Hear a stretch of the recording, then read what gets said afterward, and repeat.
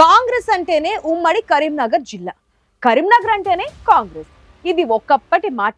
అయితే కాలం గడిచే కొద్దీ కరీంనగర్ కాంగ్రెస్ లో విభేదాలు పెరుగుతున్నాయే తప్ప నేతల మధ్య ఏకాభిప్రాయం రావడం లేదు. రాజకీయ ఉద్దండుల నుంచి మొదలుకుంటే యువ ఎంపీల దాకా పార్టీలో రెస్పెక్ట్ ప్లీజ్ అనాల్సి వస్తుందట. రాజకీయ ఉద్దండులను అందించిన ఉమ్మడి కరీంనగర్ జిల్లాలో హస్తం పార్టీలో కుమ్ములాటలకు కారణమేంటి?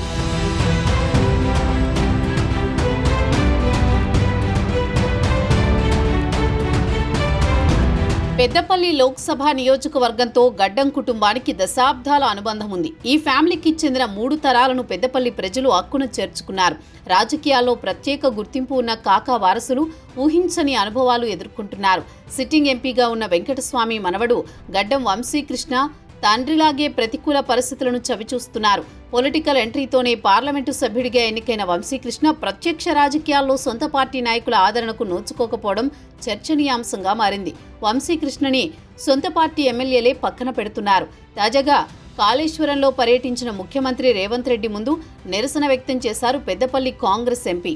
కాళేశ్వరం సరస్వతి పుష్కరాల ప్రారంభానికి ముఖ్యమంత్రి రేవంత్ రెడ్డి హాజరయ్యారు.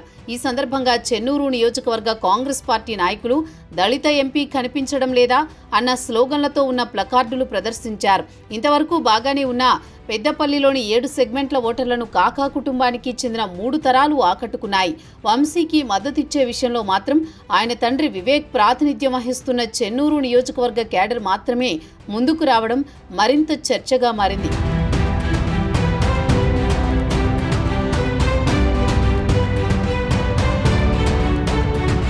కాంగ్రెస్ పార్టీలో కాకాకి ఓ బ్రాండ్ ఇమేజ్ ఉండేది. నేరుగా ఢిల్లీ అధిష్టానంతో ఆయనకు సంబంధాలుండేవి. ఆయనకున్న చరిష్మా అలాంటిది.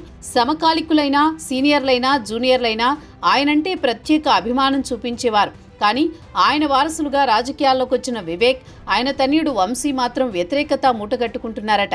ప్రధానంగా తొలిసారి ఎంపీ అయినప్పుడు వివేక్ 7 సెగ్మెంట్లలో తన అనుచరులను పెంచి పోషించుకున్నారు. దీంతో ఆయా సెగ్మెంట్ల ఎమ్మెల్యేలు పార్టీ ముఖ్య నేతల నుంచి వ్యతిరేకత ఎదుర్కొన్నారు. కొన్ని సెగ్మెంట్లలో వివేక్ వెంట నడిచిన నాయకులు తర్వాత దిక్కుమొక్కు లేకుండా తెరమరుగయ్యారు. తెలంగాణలో నెలకొన్న రాజకీయ పరిణామాలతో గడ్డం వివేక్ పార్టీలు మారడంతో కాంగ్రెస్ పార్టీలో ఆయనతో కలిసి నడిచిన వారి భవిష్యత్తు అగమ్యగోచరంగా మారింది.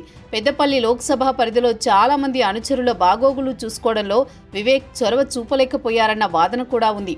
ఆయా నియోజకవర్గాల్లో వంశీకృష్ణ అరంగేట్రాన్ని స్వాగతించేవారు ఉన్నా కాకా ఫ్యామిలీ నుంచి ఎదురైన అనుభవాలతో కలిసి నడిచేందుకు వెనకడుగు వేస్తున్న పరిస్థితి కనిపిస్తోంది. ఉమ్మడి కరీంనగర్ జిల్లాలో సీఎం రేవంత్ రెడ్డి పెద్దపల్లి జిల్లా పర్యటనలో మొదటిసారి ప్రోటోకాల్ రగడపై చర్చ జరిగితే సరస్వతి పుష్కరాల్లో ఫ్లెక్సీలో ఫోటో లేదన్న నిరసనలు పార్టీలో కలకలం రేపాయి.